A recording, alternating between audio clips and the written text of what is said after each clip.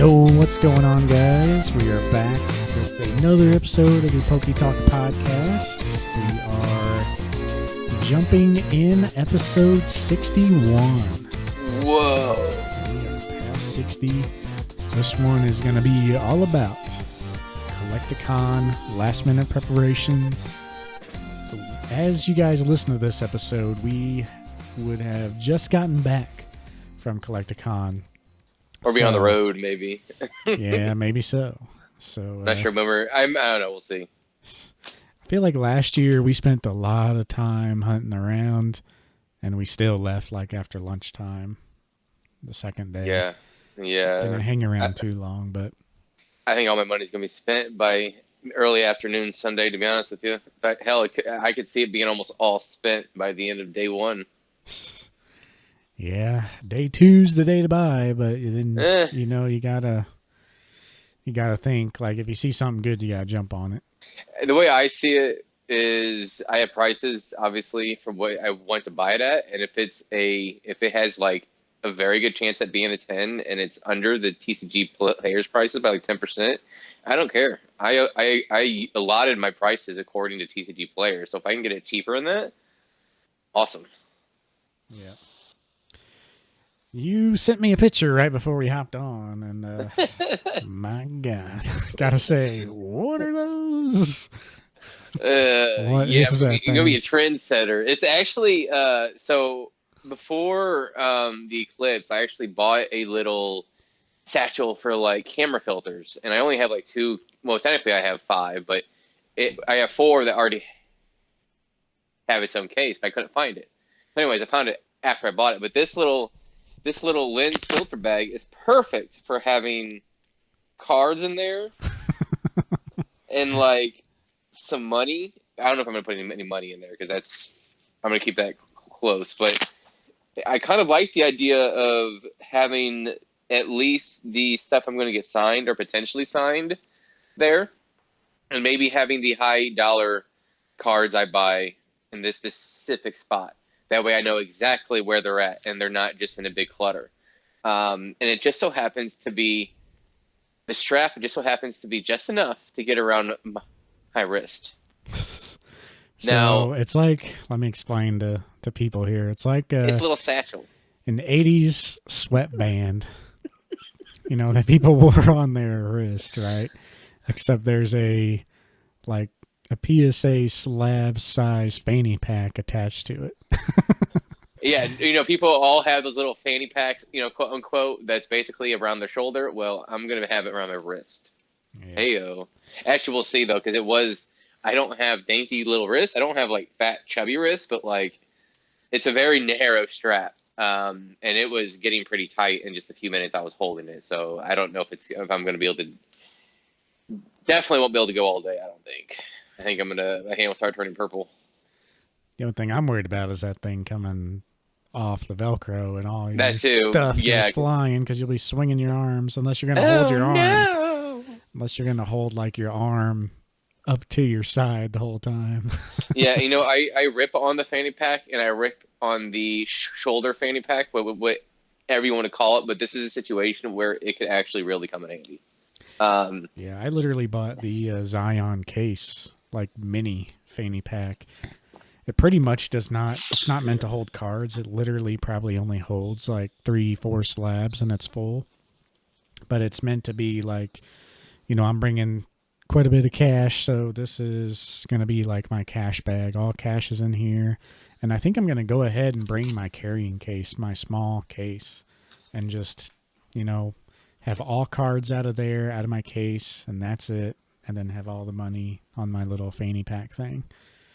So that little case, I'm going to bring pretty much everything because I never know what's going to happen. But yeah, it's just I'm always going to have that in hand, and I'm always going to have, it's small enough to like pack around.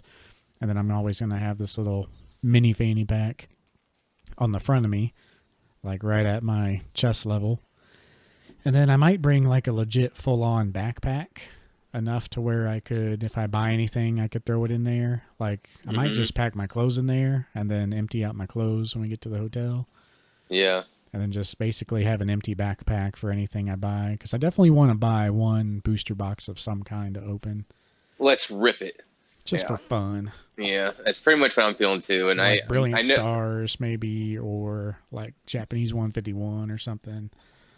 Something. We're going to open 151 would something. be pretty fun. Yeah, I mean 151 would be fun. It would be most worth it in my opinion. 151 because if we get a good special illustration rare, we might be able to not, you know, we Yeah. might be able to make a little money essentially, or have it's more bang for your buck right now. I'll just say it like that. Yeah. Um, Brilliant Stars is in there too, but I feel like the print Character rares, quality, like the character rares are really cool, but the print quality yeah, is a little worse. But it's still they were pretty printing that thing to the bad. ground. It's Yeah, still pretty bad in during that English time. 151, but I really want to open up Japanese 151, but English is taking the cake right now as far as prices Yeah, go. and I actually got in luck. This just happened last night, so it's been about like 5 days before the con. By the time you hear this, I actually have a friend.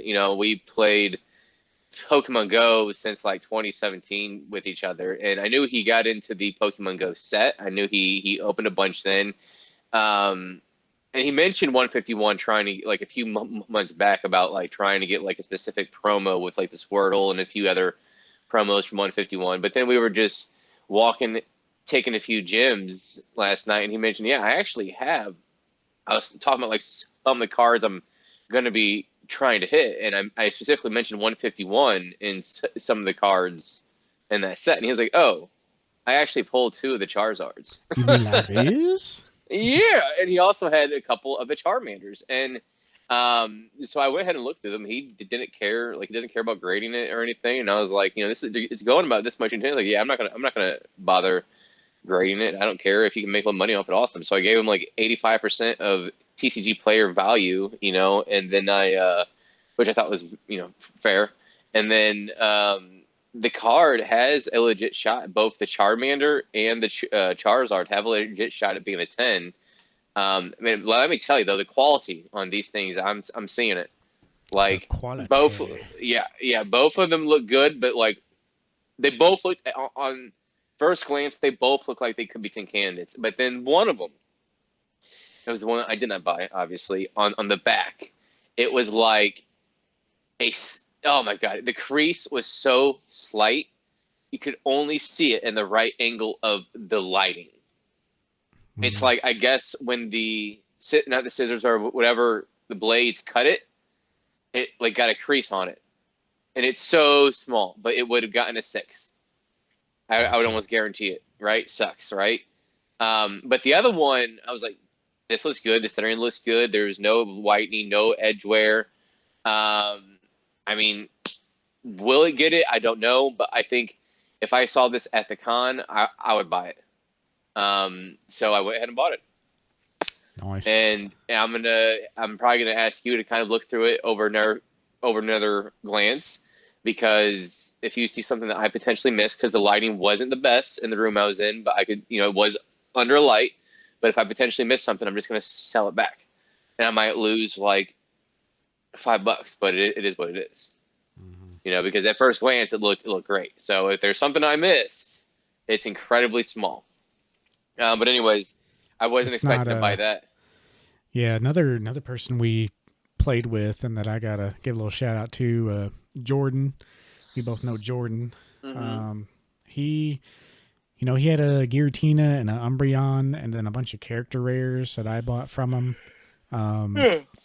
the other day, just to kind of get a head start. He had some decent stuff, and about a third of them were ones that I was interested in grading. The other ones are just cool that I might throw in my PC.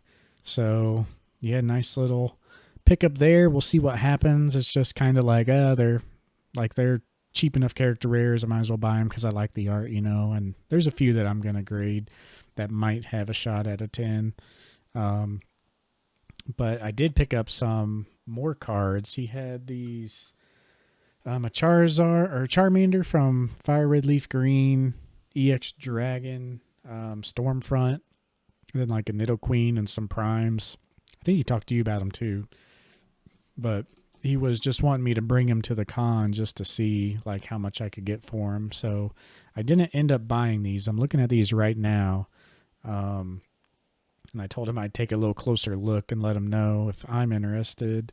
But the EX Dragon and Fire Red Leaf Green Charmander look pretty darn good, so I might actually pick those up myself.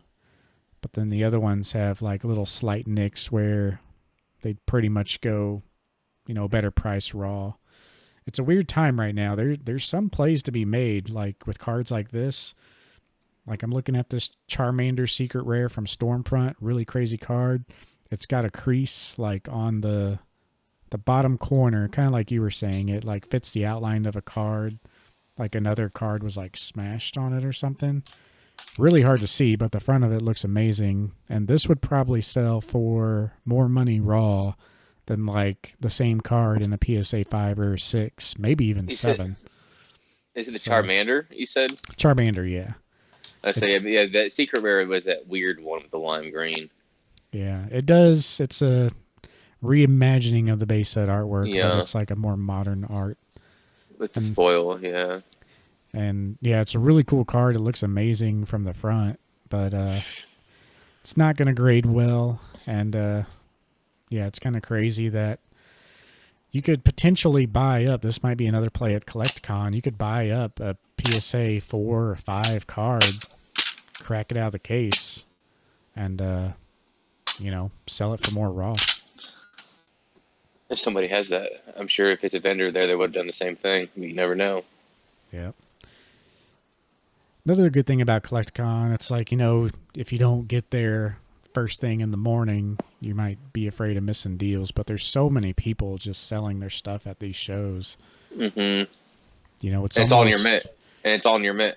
yeah, it's good to like see, you know, scan the boost quickly at first, but, once you get in the middle of the day, or especially day 2, once they go through all their inventory and like from the day before and lay it all out, it's something special. So Well, pretty, and I already know where I'm going immediately. As soon as we walk in, I don't know what time we're going to get there. I know we're going to try to be there by about 9. We'll see. My guess is we're not going to walk in about 9:30, which is what I'm hoping, because I'm going straight to Pokemart Collectibles, who bought a few slabs for me last year. It was towards the end of last year. I sold them my AR4, the Arceus, the Saitu artwork, the Ice Arceus, and we kind of, I was kind of you know, I basically squeezed every penny I could, even down to like $5, and I could tell I was starting to annoy him a little bit. So I want to go out back and support him. Like, I'm going to see what he has, and if he has what I want, I'm just going to drop like several $100s right there. The sealed, I'll probably come back around and get sealed from him as well, because he was pretty nice. So that's the guy, and his prices were pretty fair for Shield as well. So that's, if I end up getting any, that's who I will be buying from. Um, so yeah, and then he's like right by the escalators as soon as you as soon as you come up. So he's like the third booth from the escalator, pretty much. yeah, it's not too bad. No, Um, how much was you got a PSA 9 EX Dragon Charmander, right? The yeah. other base set reimagining. How much are those going for right now? Well, some person was trying to get me to sell it for like $93, and I held strong. I can't sell it at 115 in a 9. I'm gonna break even, maybe take a small loss when I sell it. Like, but that one was a chance, and that's why I took it. I was like, it was a 50-50 shot on it hitting 10. If it hits a 10, it'll be big. So it'll probably end up being like a $5 to $10 loss by the time it's all said and done. Yeah. This one that Jordan gave me, I don't know, it's got some print lines on it, but it looks really good. If you can't, Unfortunately, like I mean, if a it's got PSA print 8, lines, yeah. PSA 8 is like, I don't know, like 30 something bucks at auction, it looks like. Kind of Well, crazy. and That should be going for more, but guess it's just the forgotten era. Well, and the thing is, that's an Arita artwork, and that is actually a fantastic card. It really is.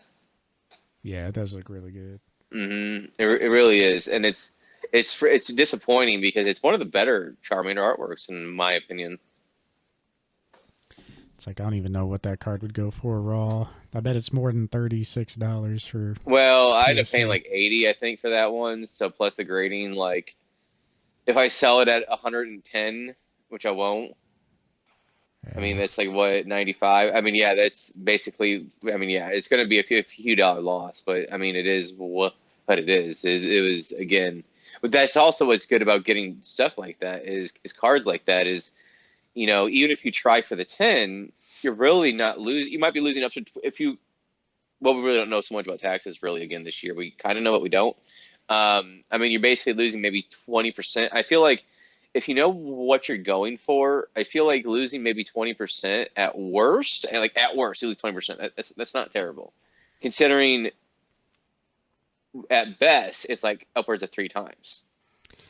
Yeah, it's like here's one that sold for 21 bids and went up to like $61, and it looks way worse than what his is, but it's like I think this is probably a PSA 8.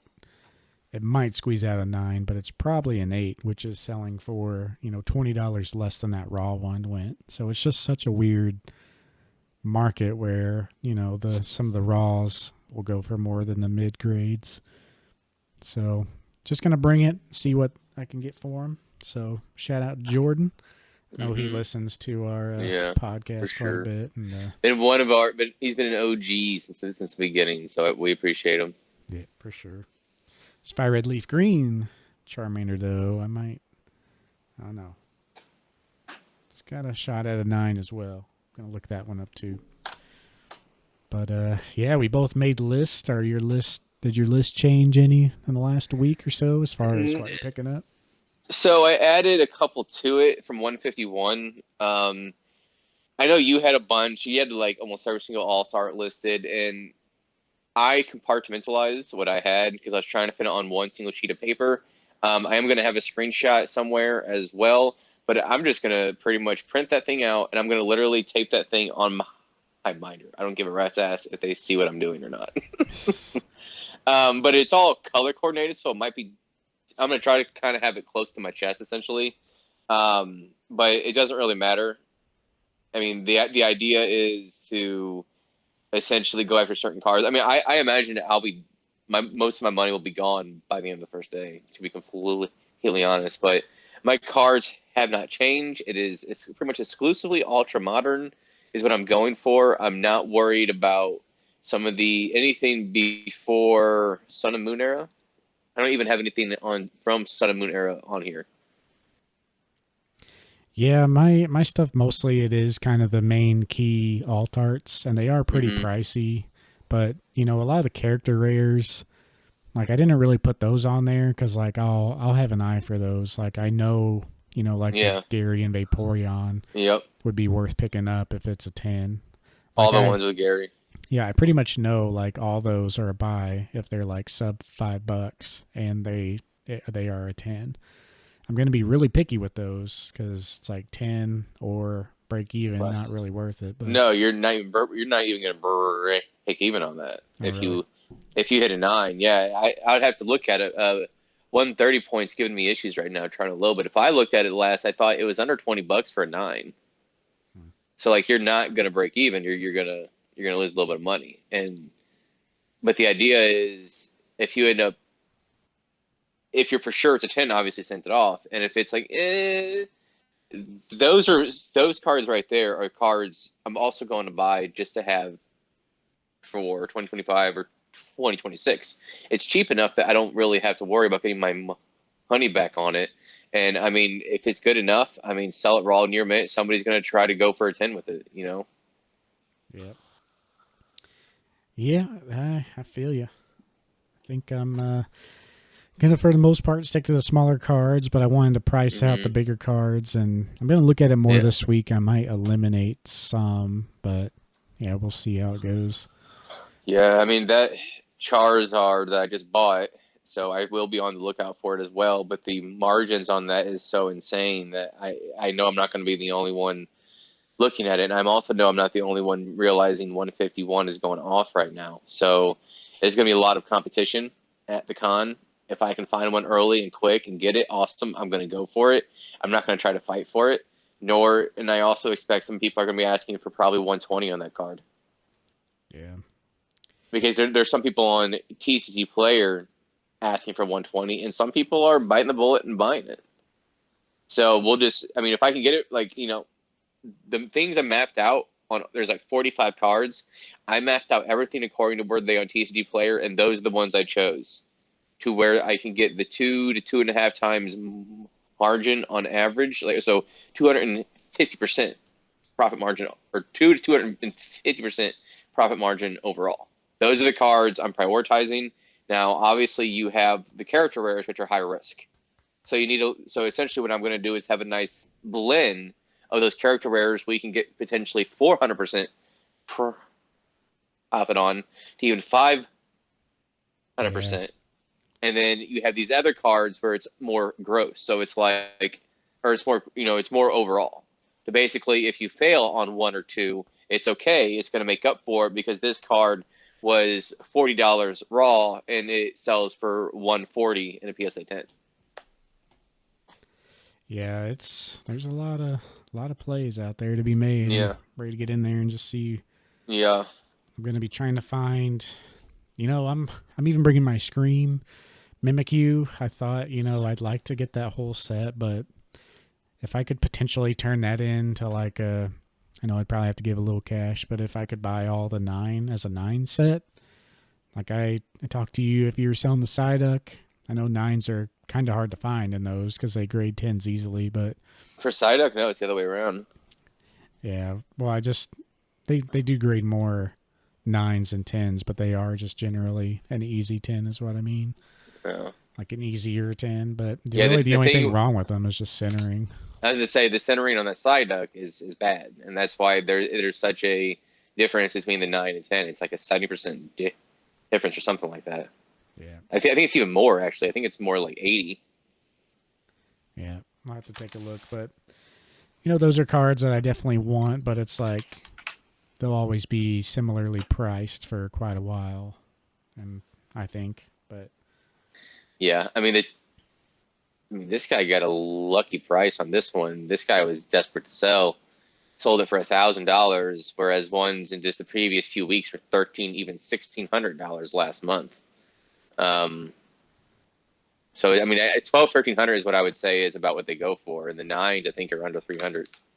yeah, yeah, we'll see. It's doubt people will have like a whole set of 9s, but it'd be cool just to get those and pick them up and just have them. Centering is the big thing for me, though. I would almost rather take a back corner nick and just have the centering look good. But yeah, we'll see. Cards that I'm willing to sacrifice for in the short term to do some more stuff with. Bothers me that I don't have those, but I can settle for a 9 for a while. But yeah, trying to think of what else. Have like a little small coin collection. I thought about maybe trying to liquidate some of that this week and just taking even more cash with me. Just trying to just make the most out of it, trying to hunker down. This might be the last hurrah, like as far as my availability to buy things. So I liquidated the gold stars, trying to use some of this money to max out some IRA account, and in the meantime, until the end of the year, just trying to make some plays. So I guess it just depends how much I make, how much I'll have for other cons, and going forward. Actually, going forward, this is the first one where I really started buying. But next year, especially if things go well this year, I'm going to be out of debt by early next year. I was going to apply for a business loan, to be completely honest with you. And going all out. Yeah, no, I'm serious. And especially in midsummer 2025, as we approach 2026, I mean, I know enough with experience now within this hobby that I am confident to take that on and not only succeed but thrive. And I'm very confident in my abilities to do so. So yeah, like if this goes well with all this sort of data entry I did, and then all the memorization, and then just all the market watch on it, like I'm gonna go big next year if things go well this year.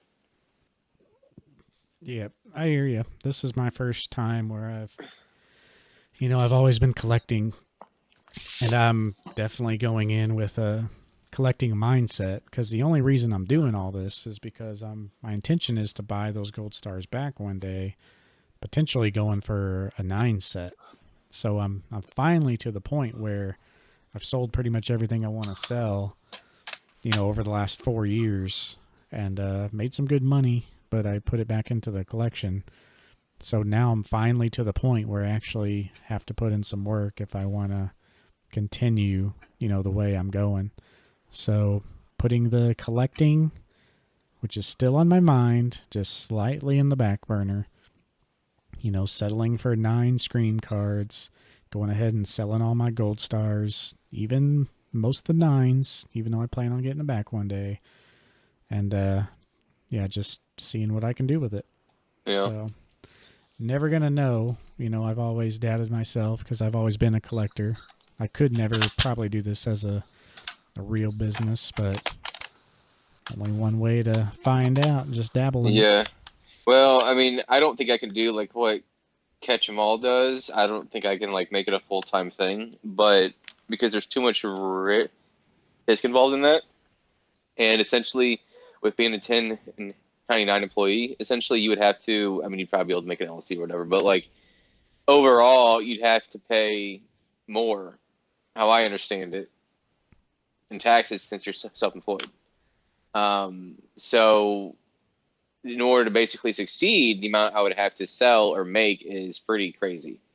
Like to be able to get to what I want, which is like six figures. So that's a lot.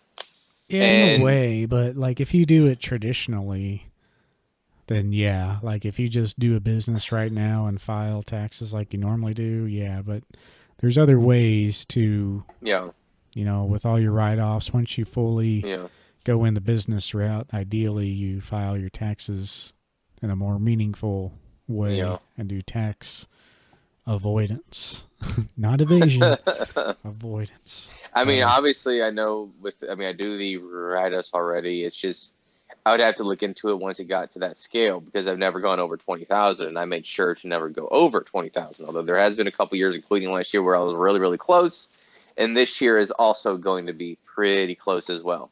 Not saying that's where the taxes are going to be. We don't know. They said 5,000. We'll see. It's been 4 years. We haven't seen it implemented. We'll see what happens when it happens. So I know that's what they said, but I feel like it's a coin flip on if it's going to be implemented this year or not. So I'm going ahead and saying under 20,000. But anyways, going forward to be able to make that point, you'd have to obviously go over it. And honestly, what I'm trying to do is eventually make it to where having this gig would allow me to retire early. yeah, Like have it to where this is the job I do once I'm done with working in my career or whichever. Sometime in my late 40s, early 50s is kind of my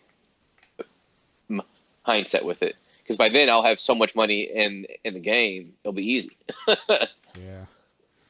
Would you sell it all if you ever got to a point where, say you're like 50, but you got, you worked yourself up to a D23 set again and all the gold stars and got all the stuff you ever dreamed you ever wanted in collecting. Would you sell Yeah. it all to retire early? Uh, well, that would be the 50th anniversary, so I would consider it. Um, because there it does. We've talked about this. There will come a time where there is going to be a peak for a little bit where you have multiple generations peak buying power occurring, especially the millennials. And that'll be the time when we're in our early 50s or so. And Yeah. when people are still young enough to where they're okay in collecting and they haven't started selling it all off yet.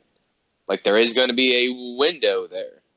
Um, that's kind of why I've already kind of compartmentalized and narrowed it down to what I consider as core collection that I will probably take with me to the very end, and that includes the first edition trio. That includes a Mario and Luigi Pikachu. That includes multiple, perhaps a complete Ancient Mew set. I'm pretty close to the 1 through 10 already, and I would get some of the other variations. And then a few, I would have my binder sets, maybe a few other cards, but would be it. That's kind of what I'm thinking. I might have a few of the ponchos. I'll get a 10 in the Munch Psyduck at some point. But yeah, I've already, like I said, narrowed down what the core collection is. I could see myself having just that and being okay just selling everything else. Yeah. And just keep on flipping and flipping. Like, I don't want to make it my main source of income, but if I can easily make $20,000-$30,000 or even $30,000 to $40,000 a year doing it and having it be what I do, I would do that in a heartbeat. Mm-hmm. Yeah, it'd be fun. You know, they always say you can't take things to the grave, but it's like, no, but you can take things to, you know, the last year of your life and enjoy Well, looking at it. if I want to have kids at some point, essentially what I would probably do is when I know I'm in my golden years, either if I know they want it, specifically say who gets what, or sell it all and just be a part of a trust, essentially. Yeah. Like if it gets to that point, and then I might just have the binder sets. Like the binder sets isn't going anywhere. You know, that will be with me till the very end. That's another thing I need to do. I need to mark off the cards that I have in my binders that I need to pick up. So I might find some of those out there too. Yeah. We'll see. I mean, like I'm going in with the focus. I think it's 44 cards on this list. You got Galarian Slowking, Origin Form Palkia, Beedrill V, Noivern V, Selby V, Unknown V, Origin Form Dialga, and Regidrago V. Those are like the alt arts. And then there's a bunch of special illustration rares, character rares. Obviously, you have the ones of Gary and Crown Z, or not Crown Z, Zenith, but Brilliant Stars, also Eevee. And even Zekrom with M might be worth it. I think I mean, he's pretty cheap actually. he is near mint, but in a 10, he's like 50 to 55, believe it or not. Yeah.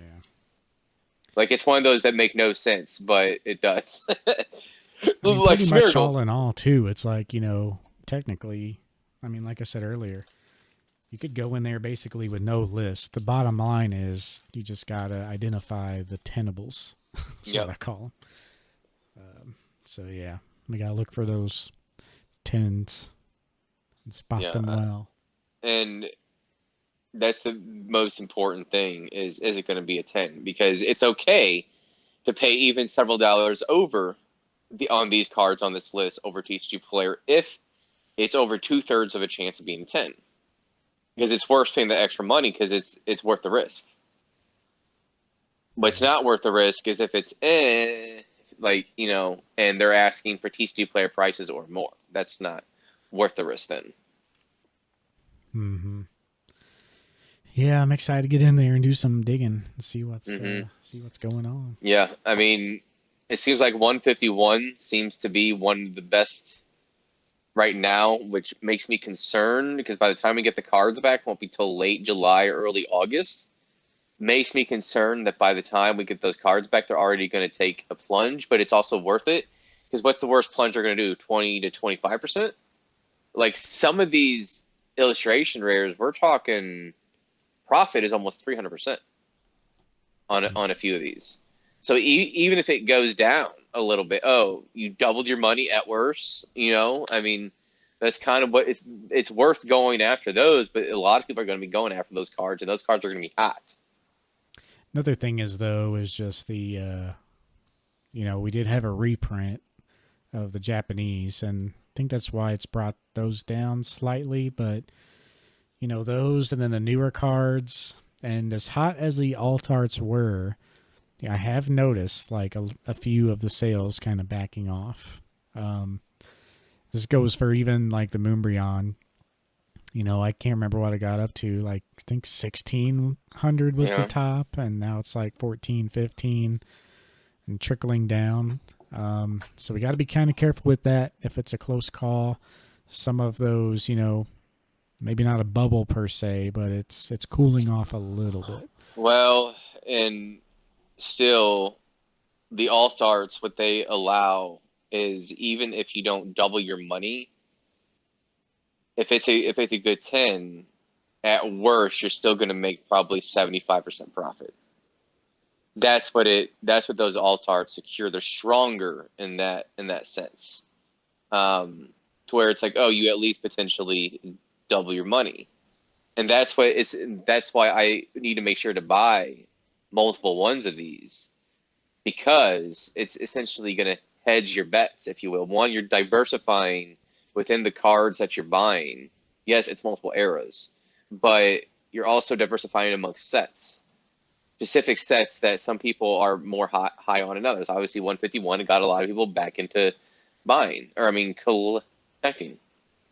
But if you go in on all 151 and then all of a sudden they announce a reprint, or like they announce a reprint at the end of July, and then the prices start cooling, or a lot of people that are right now paying attention to these prices start sending them off right now, and they get them back 1 or 2 weeks ahead of you, and it starts cooling even more. You know, you're making sure where you're still making money, and not you're not putting yourself in a situation where you're going to have huge losses on specific cards. And that's also why you have several with the character rares. You find those tens because of the profit margin is so ridiculous. Yeah, it's smaller, but if you're able to get say of these character rares, 80% of those or 75% of those in a 10, which we know the percentage chance they aren't that good. But if you're able to increase your rates by having a good eye, you can allow yourself to offset any potential losses in reach races on some of these prices. Because I feel like these character rares, especially Brilliant Stars, if they're still going for it at this level, I mean, in 3 months or 2 months, I don't feel like they're going to be much different. No, they're not going to be Same with the alt arts. Same too with a lot of bad. these alt arts.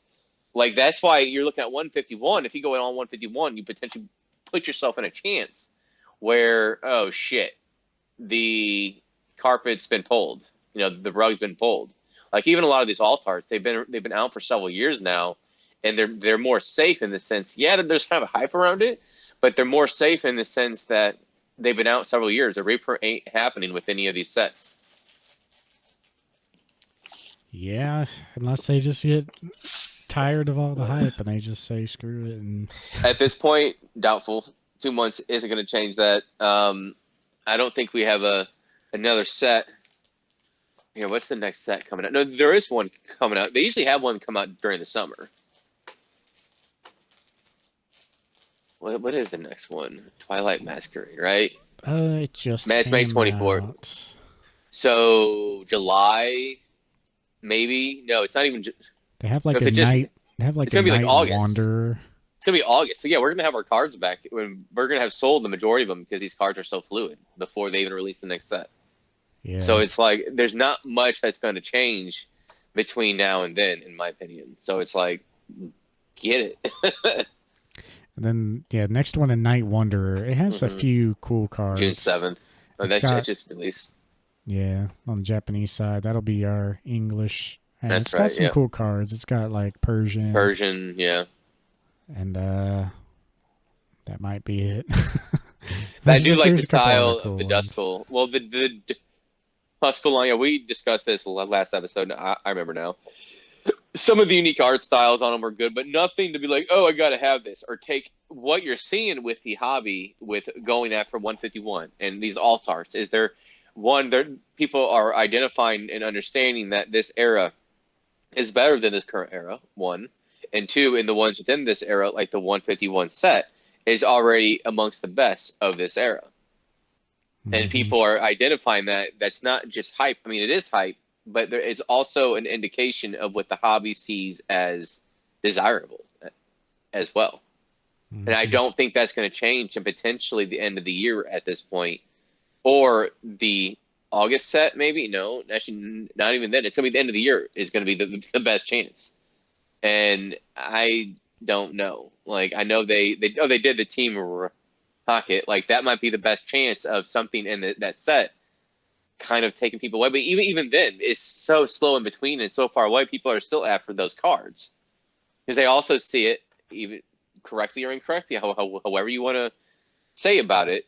They also see it as a quote unquote stronger investment with the alt arts and other cards like that. Mm-hmm. Yeah, for sure. I'm yeah, I don't know how it's gonna go in there. I'm bringing, Chaotic, I'm a bringing, shit show. I'm bringing pretty much everything because I Yeah, don't know. It's like I was thinking. It's like okay, I'm probably never going to sell my 20th anniversary Festa. So should I just leave it at home? And it's like, well, if I mean, there's what if can be there's really like there that would make you sell it? Like, what is the one or two cards that would be there that would make you sell it? literally the only thing would be if I could get a chance at a PSA 9 Zard somehow. But if Ain't I nobody's gonna give you a raw one if it's that good. They're gonna take the chance on it, well, yeah, I mean, if it, I mean, I think it's went back up to like 23, 24K. which is understandable. It was too low to begin with. It was crazy low. Yeah, I was ready. I had one that was agreed on at like 19, and I was like, let me sell these gold stars. If you still have it, then maybe we'll talk. And then he did actually sell it. I think it was like 19.5, and like that one would have been the one. It was like pretty solid dude on Instagram. So yeah, that was my chance. And then Z and G had one like a couple months before that sold for like 17 something. So it was crazy. But now they're definitely back around 20 plus. Um, but yeah, just looking at the cards that I'm bringing that I might want to sell, like that I could probably part with, would probably net me like, I would say like 5K plus my Charizard, which I'd probably have to go for like 4,500 at a show. So I could maybe come up with like 10 pretty easily. And then I have, my cash, but I'd have to sell at least one big card that I wouldn't have to sell. My Grand Party, those are easy to get, but they're too cheap now that I don't want to sell into the cheapness and lose money. I have my Mario and Luigi. I could potentially let go of Luigi. And then that's really about it. I have, Mega Charizard, Zard, Pikachu, Poncho, and then my 20th anniversary that would very easily get me there. But it's like, I don't know. I'd probably have to find, full price for those specifically. Well, and we've kind of seen with especially the celebrities that are coming out here that it feels like this is becoming one where a lot of folks are skipping. Not to say there isn't going to be your usual big vendors there. There's going to be, I'm sure you're going to have like Cash or Set Games. There's multiple big vendors that are going to be here. But it He's feels actually not going. really. I assumed he Unfortunately, was. yeah. He always does, but yeah, I actually reached out. That's Sam at Master Set, but there was Card Party 2 this last weekend. So That was too quick. that's the thing. Like a lot of people who may have went, like really big people, they went to Card Party instead. So not only is Kansas kind of like the meme con, I think everyone who goes is pretty decently surprised. I'm excited to talk to Nick Old School to hear his thoughts on it because him and Dan always talk about that. It's kind of the meme con, but it's honestly kind of a sleeper. I mean, it's not too crazy. You see some good sales and people want to move stuff more. I feel like can't imagine going to like Long Beach or something and it'd just be chaos in there. But yeah, it's like a sleeper. But another problem that they had this year is that card party was literally the weekend before. So someone like Master Set, who like wins pretty much all the big events, he's probably looking to rebuild his inventory and doesn't want to do a second show that quick. Well, and yeah, I completely for I saw some stuff on social media about it, but I forgot that was coming. It's probably why some of the bigger vendors are skipping it because you can't doing back to back events like that. Like, but you by the time you get back Sunday, you do any cataloging. You don't do it till Monday, and I'm sure it takes all week. And then you got the orders you already got. If you have an eBay store or something, so it's like you need a weekend just to catch up. But that sucks because I was going to sell him because he loves the Gen 4 era. So I was going to go straight to him to sell some of my EXs that I had because I felt Yeah. like he would give me the highest percentage for those. So, but we'll see. So you might reach out to him on Instagram because he buys online all the time. Well, yeah, I mean, he's Especially not when he's gonna. looking for inventory. He's Well, when but he's he's not cash gonna know heavy, who he'll I buy am. it. He might recognize me at the con, but he won't recognize me through the Instagram page. So, um, yeah. So I'm not. What I'm saying is he's not going to send me directly. So it's going to go through PayPal. So that's another 3%. He's already going to give me maybe 75% cash already. So I might. I'd rather have a chance to get more in trade that is equivalent to the value minus eBay's fees and the taxes I assume will be coming. So I'd rather just get that in trade, maybe a little bit more, even if it's 2 or 3% more, and just put it towards something else that's more fluid Yeah, for and sure. being able to make money. That's kind of the idea behind it. I really don't have a lot to bring, to be honest with you, because I was able to sell a good portion of that PSA order we sent off. Um, of course, obviously, we essentially made half that order or I made half that order basically just no, it was a third just to be able to hit 25. No, it was 20, right? I think it was 20. Yeah, we squeezed a couple Yeah, more in there just yeah, to and make there the was cut. some in. I was like, I'm gonna break even at best on these, and but it was worth it because it was so top heavy with the margins I was going to get. I was going to break even overall, and then obviously there's that reverse hollow ditto that I somehow was able to to get. That's nuts. Um, and then I even got lucky on the ho-oh because I was thinking it might hit a 7 and it got a 9 Yeah, you did or an pretty good on 8. that. Yeah, it was like I was assuming an 8 and it got a 9, so I ended up doubling my money on that after fees and stuff, and I was like, holy shit. So I ended up doing very well with that. I've already made my money back and then some, and essentially everything else I sell would be towards doubling my money. Like that's 2 to 3 times in it. So I was able to.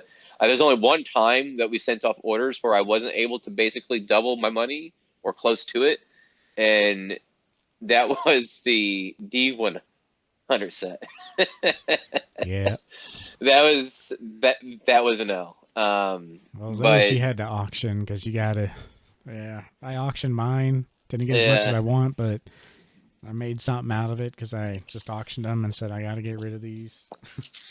I only made money because I pulled it in enchanted, and I was literally the first to market on the one of the dragon, the Padam Madam Mims. Mim. Yeah, yeah, and I was able to get like 450 for it. I was like, holy shit! And because of that, I was able to technically make like $200 to $300 profit. I would have taken a loss on that Yeah. if I didn't pull that. So, but that's a different market. Different thing going on there. We know it. We know our Pokemans. So I feel a lot more comfortable with that. So I'm gonna stick to what I know. I'm gonna stick to what we do, and just go from there. But there isn't anything special in the slabs I'm taking. I mean, they're like basically the redheaded stepchild, essentially, and it's gonna be like, hey, do you want some Mm-hmm. junk slabs? Hey, baby. Hey, I need some junk slabs. I got You plenty. know, How, you know someone. Someone who might honestly be interested is Nick. Old Yeah. school. He does all these eBay lives now. I'm gonna I mean, ask him about my my singles. there are stuff that he would have pretty fluid. There's really only a couple of them, and there's one. It's actually a I got this from Pokemon Collectibles. It is a PSA 10 Japanese carp from the SPA 1, and that card's kind of like going like 300 and a 10 right now in English. I should have. They didn't have an English. I wanted the Japanese. Oh, but if I would have bought the English, then it is what it is. Yeah. But that one's still like only like 60 and a 10, and I'm not selling it because I'm gonna make my money back and then some on that order. I'm just gonna hold on to it. Like, this artwork is amazing with Gyarados in like the background. I'm Yeah. not selling this card for a loss and a 10. I'm just not doing it. So I'm asking on eBay. It's listed on eBay. It's above market price pretty significantly. It's like $100, and they're going for like 60. So I was like, if I'm going to sell it, it's going to have to be for the price that I want it at the minimum. But there's nothing really notable besides EX era cards with the Tyranitar and the Charmander. I'll have to do the math on everything. I'm going to go through my case. I pretty much got rid of everything when I sold it to Vince back in April. Mm-hmm. So, but I'm going to double check to make sure, because he doesn't really buy slabs. So I'm going to see if I have any slabs at all. That might be worth it. But I won't get too much out of it, but I would see. And I will bring my PSA 9 Mario, Pikachu, and Munch Psyduck. I don't plan on selling it. If nothing else, it's going to just be hanging out with us in the hotel as we've watched Lord of the Rings. I'm sure it's gonna be on there. Yeah. And Another so thing I do that's, want to do though, I want to go down to the trade night and hang out for a while. Like, you know, I went down there years past, but like I just want to go down there and just really chill. Maybe not crazy late, but we'll see. Just want to well, you hang don't out a little drink. more. Honestly, yeah, you don't really drink, and I'm sober, so it's like I'm kind of dull. And usually by then, it's like 9, 10 o'clock. I've been stoned for the last, 5, 6 hours, and I've had, a 18-hour day. So it's like my sociability level, especially being like ADHD, being sensory overload, and that convention center, like I'm just checked out. Yeah. But I'm never the one to hinder somebody else from having fun. So Yeah, and I might have a drink or two. Like, yeah, I'm not a big drinker, but I mean, I like to socially like one or two because I am kind of, I don't know, kind of awkward in those situations, so it kind of loosens me up, but we'll see how yeah. it goes. But I won't blame you if you got to Well, and hit the hay and I watch don't know old if I would. Frodo and Sam. Yeah, I don't know if I'll do that. I know last time, because we had to do the same thing. I was trying to get us to go 2 nights this time, but I was like dead tired. I got like 3 hours of sleep, and like I was going on caffeine and fumes all day. Mm-hmm. So I'm gonna do what I can to like get drugged up fully at 8 o'clock, in bed by 9, so maybe I can get, or try to, so maybe I can get a decent 6.5 hours sleep. I can survive on if I'm caught up and well rested. I can survive on that little sleep. Yeah, I know. Oh my God, 6.5 hours. I know. Hey, I need my rest to be mentally alert and to deal with the trauma that is waking up sometimes. All right. So, Yeah, I don't wake up very good, uh, so but I mean, I don't have the loudest personality. I can potentially in my own setting, but like, and I'm not gonna demean myself trying to have the loudest personality to like get somebody's attention. Nor do I have the craziest collection or the most money. So it's like, sometimes that socialization aspect. It kind of reminds me. It's very reminiscent of being on the schoolyard. To be mm-hmm. completely honest with you, the kids with the most money or the most, whatever they always get the new shit. That's where everybody goes to, and then Yeah. then you got half the group pretends that they're so cool and they want to be like them, and then you have just me in the corner with the others. And I'm just like, hey guys, what's up? I just want to be there long enough to see like what cards come out because I am Yeah. looking for the Oh yeah, rare. yeah, I can understand that. I am looking for the Rayquaza, so I might just have my stuff down there just to see. But it's like I don't know. We'll see what's going Yeah. on.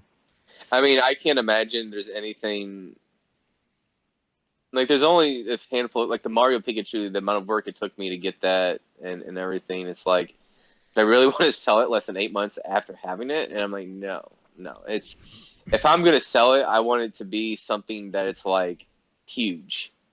Yeah. Potentially, the one thing I would sell it for is like if I were able to get a decent deal on an illustration raw card, I knew, or even just an authenticated card, I would do it just because I don't give a rat's ass if I'd have to pay $4,000 or $5,000 for the Mario. It's not going to get there anytime soon. But having another shot to get a raw chance at it, if it's $5,000, not likely. Yep. Like, yeah, it's not likely. So it's worth pulling the trigger on it. But like there was a guy that was flaunting a 10 with one of those cars. I think he sold it. I forget what he sold it for. Something ridiculous. I think it was like 20 or 30,000 that he sold the 10 for. I mean, it's That's worth crazy. it, but it's gonna be a hard resell to get that because it's so niche. Mm-hmm. Or one of the kids just suddenly just puts them all on the market. Yeah, just throws it up Uh, there. yeah, I'm like, oh shit. I should be bringing my Torchic Gold Star too. I should be getting that back from Dan tomorrow. So I'll be having that. Ideally, that's one I would like to keep because it is a pretty pricey 9 Gold Star. But it's like, well, Gold Stars might be on hold for a while, so I we'll see mean, what happens. I don't see gold stars. I wouldn't worry about anything with gold stars taking a huge jump until 2026 is even the Zard. I was thinking about it. I was trying to get in the first half of next year, and I was like, you know what? I think it's worth holding off until the end of 2025. And the reason being because I looked again at like the charts and like the prices didn't change too drastically the year before the anniversary. There might be some sort of anticipation around the fourth quarter of 2025, but like I don't see it. You can still right now get the card under like you can still get like a PSA 5 first edition with about $5,000 of sales tax if you are patient. Mm-hmm. So I don't see that changing throughout the end of the year. And the earliest it would change is after the Poke Connect, maybe. But they're not going to be talking anything about the 30th anniversary. So in my opinion, you have until sometime in the fourth quarter of 2025 to get a card Mark your like that. calendars. Yeah, I mean, I'm just saying. I mean, this is hard to predict. It is because Oh, I'm marking. 2020 was in 2021 it was such an outlier that it's really hard to predict what will happen. It's just I'm willing to bet it's going to be roughly the same. Maybe by next year it might be 5,500 with sales tax. But that's Yeah. that's kind of what I'm thinking. It does about the 8 to 10% growth you might see, but like that's about all.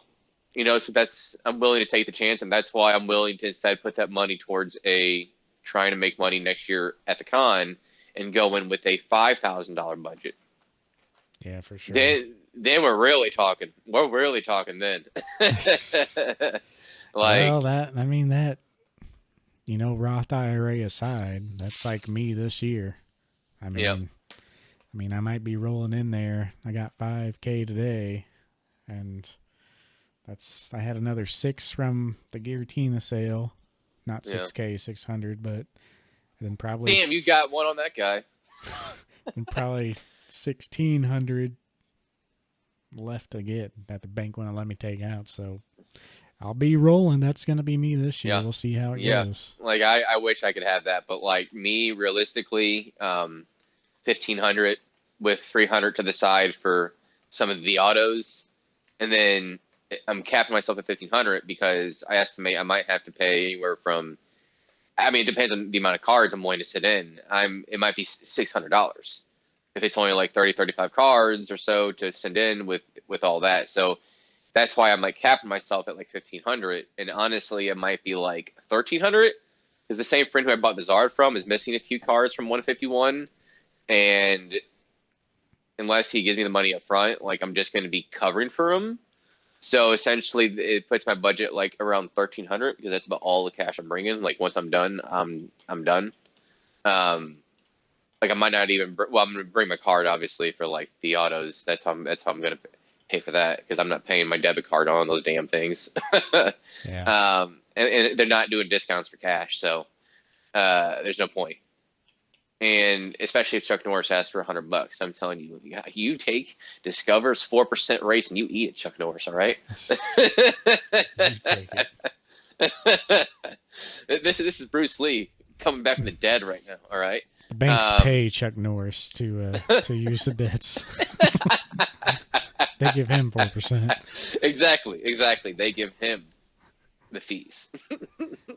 All right. But well, we better wrap yeah. it up here soon. Yeah. So. Well, yeah. I mean, we can just go on and on about it. But yeah. Anyways, that's about my budget for it. Like maybe 1,300, 1,400. But bringing 1,500. But I also want to open something.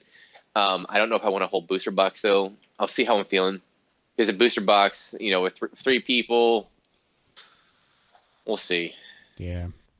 We could split something too. Split a little bigger booster box, and just keep in mind that, if we're on the same page that we want to grade the hits or whatever. Yeah. But I'll have to see. We'll I don't know what a booster box for 151 is going for. That's what I'll be worth doing it. That's what I would want to open, I think. The last I saw for Japanese, I mean, they got down to like 75-ish. Some places even lower, but about 70 is what you'd expect. And then English, I guess. Well, that's not bad. I guess the only thing you could buy is an ETB on the English side. Yeah. So who knows? But anyway, that's going to be it. I'm sure we'll have a similar talk on next episode, recapping all our stuff. But guess we will see you guys after the show. Peace.